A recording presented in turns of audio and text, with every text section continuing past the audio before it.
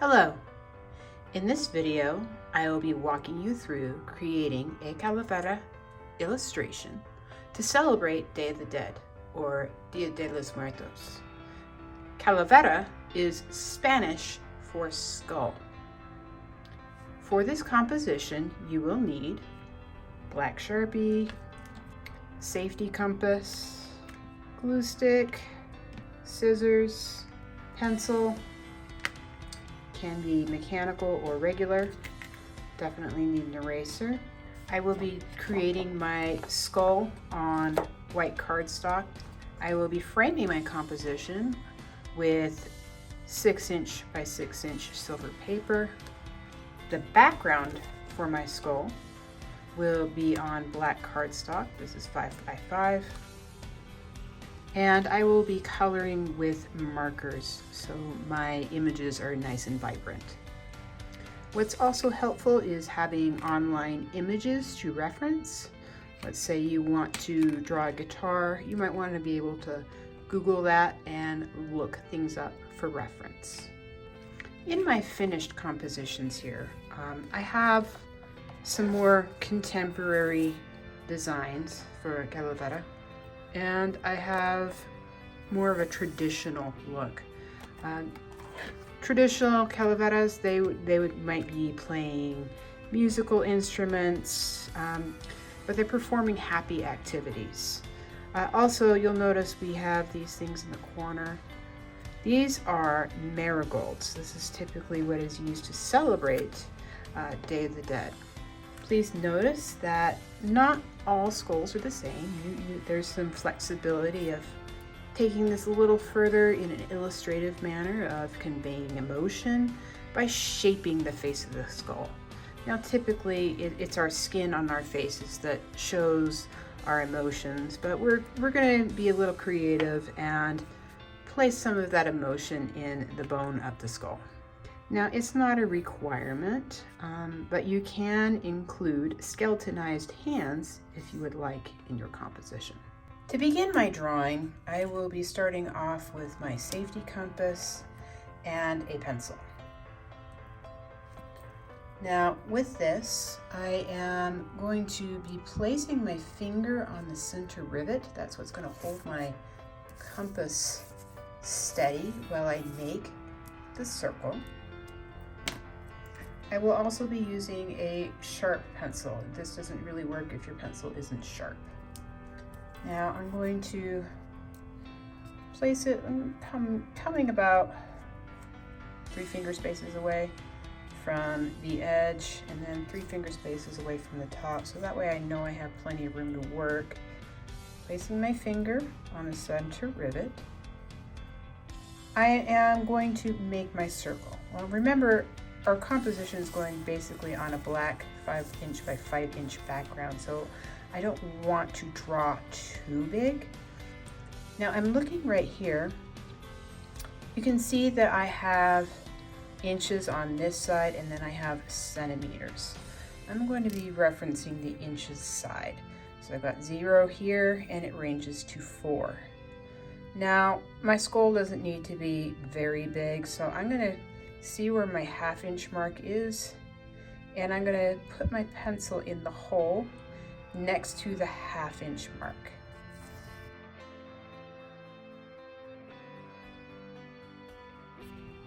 Alright, there you have it. I have my circle.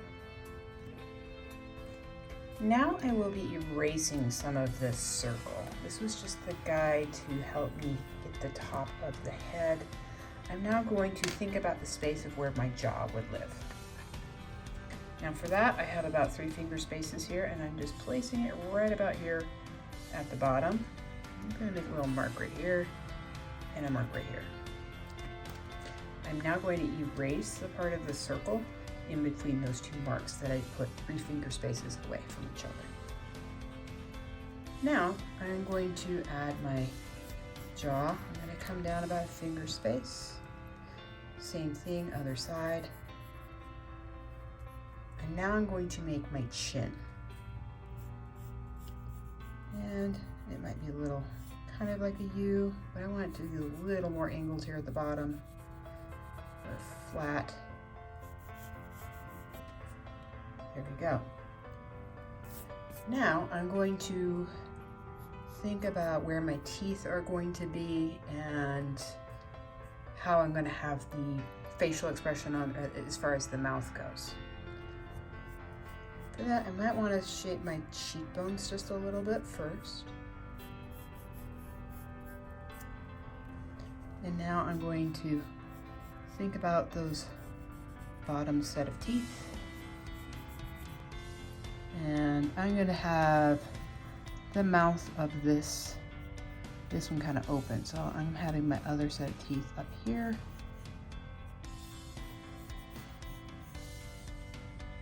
So my mouth is kind of open. And I might want to bring up my jawbone a little bit, but there we go. Remember, it's a skeleton, so it doesn't have lips.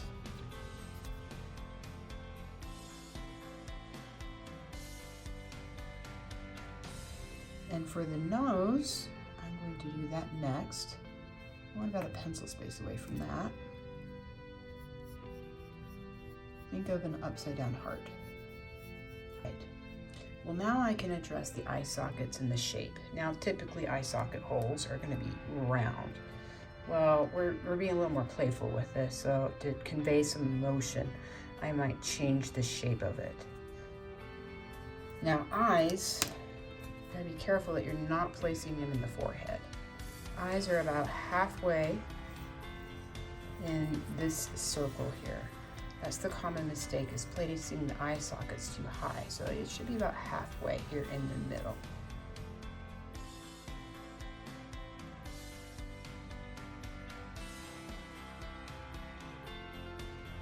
I might have like a kind of cheekbone here, like he's laughing.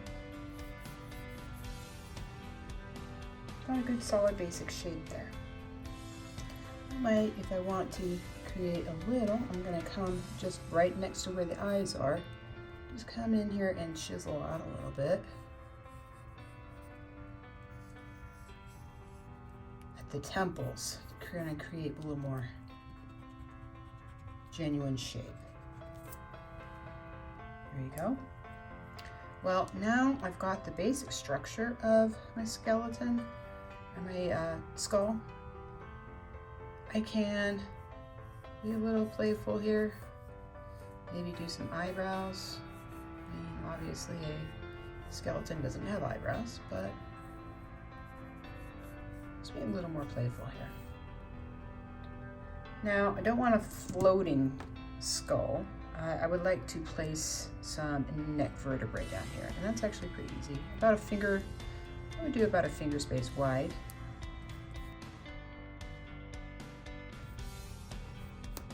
All the way to the bottom. At this point, I would now Sharpie my skull. I wouldn't worry about adding any embellishments yet. I would Sharpie outline my skull and cut it out. Now, just to show you that there is some flexibility of perspective with your skull design, I'm going to start with that process again, but I'm going to show you kind of a profile method, or a quarter turned face. So again, about 3 finger spaces away from the edge, 3 finger spaces away from the top, placing my finger on the rivet, coming in about a 1/2 inch. Now, instead of being straight down here on the bottom, I might be coming over here this direction, kind of in a sideways fashion, making my marks. Remember, 3 finger spaces apart, 3 finger spaces apart. I'm now going to erase, and I'm going to attempt to do a kind of a turned face. So I'm going to do my, think of a profile here.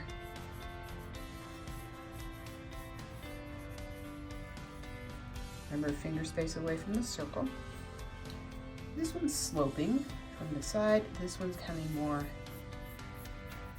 down.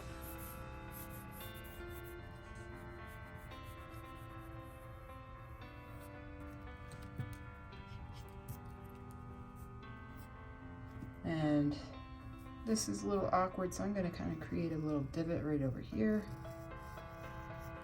and erase.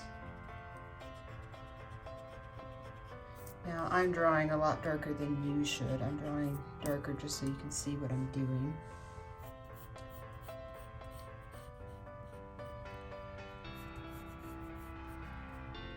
So for bottom teeth, and now I'm going to go around this way. I might thin this out. Don't be afraid to work kind of sketchy.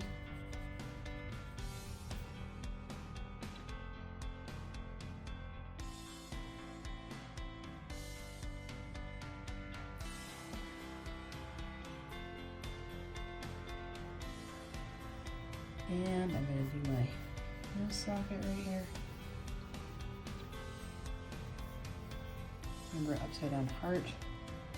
Well, I need some cheekbones, so this is, I'm going to bring this out a little bit. It's important to not always, I mean, the circle is good for creating the volume and size of your skull, but don't be afraid to modify it.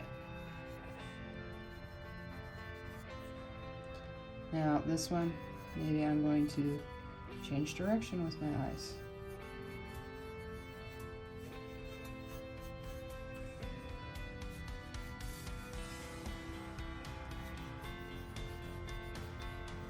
And we're about halfway in the circle. I'm going to change the tempo a little bit here. I'm going to put my neck vertebrae in here. Think about where yours are and where it should sit in relation. Don't want to overlay over here, it will be more centered.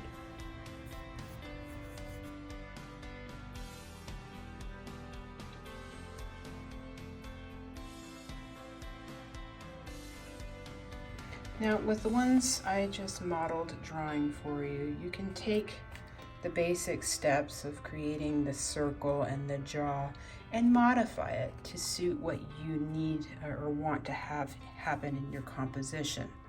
Got this one kind of belting out a song with this skeletonized hand. This one's got kind of a cheesy or almost sneaky grin on it. This one is more subtle. Notice how I've changed the teeth on this one. It doesn't have that line.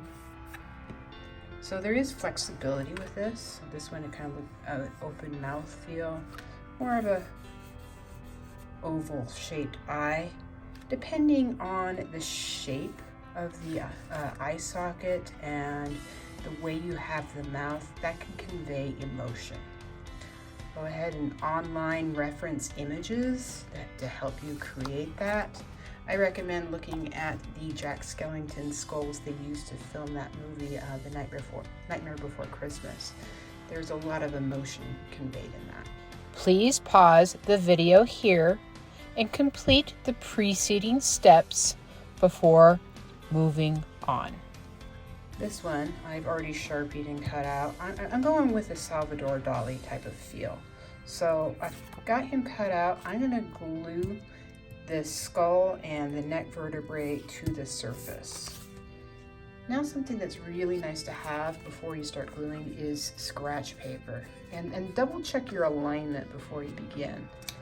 I'm kind of looking at this one and I'm thinking maybe this neck vertebrae is a little too tall or long for what I would like in this composition. So go ahead and feel free to modify before you glue down.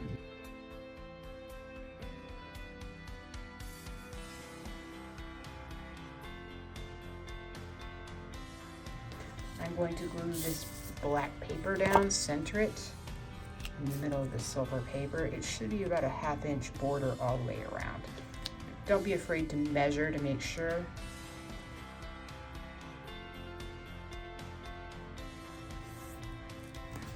All right, that's relatively centered. Let our finger space all the way around, evenly centered.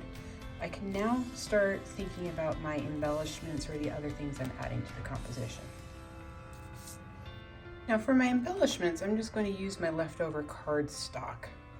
And I'm not going to color on this just because marker has a tendency of smudging. I'm going to only do outlines, gluing down, then coloring. And I'm going to first kind of measure out. I have something kind of what I'm envisioning here. Laying on top of the skull I have. This is what would work for a hat. And conveniently, this line right here actually works out really well.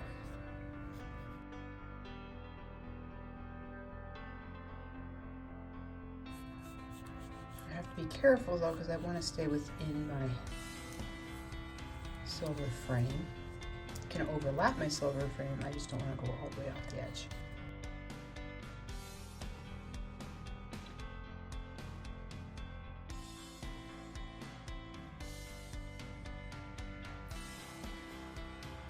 Now I'm going to outline, clean it up, cut it out.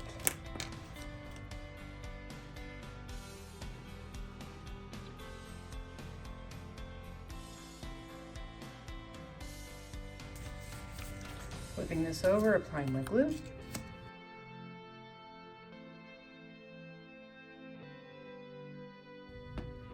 And because I lined it up, it's going to actually fit very well. Going to color that element.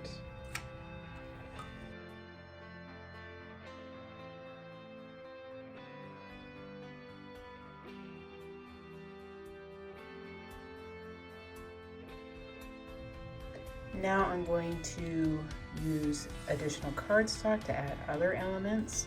I want to make sure that I have really framed this out by having something at least in every corner. And I'm going to include marigolds. I'm also going to support who this is, and I'm trying to commemorate Salvador Dali with this. So I'm going to add elements that support that.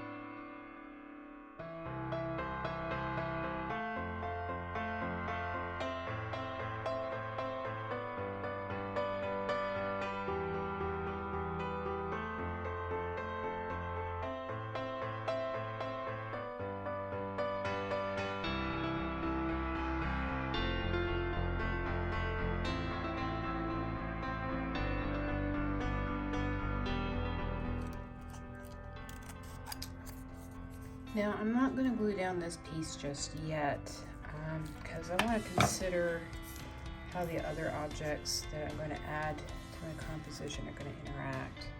I already added that one because it was pretty large, but to frame my piece out, I might be playing a little bit with where things go. I kind of actually like this overlapping the edge, but I'm going to see what other elements I could add before I glue down and color.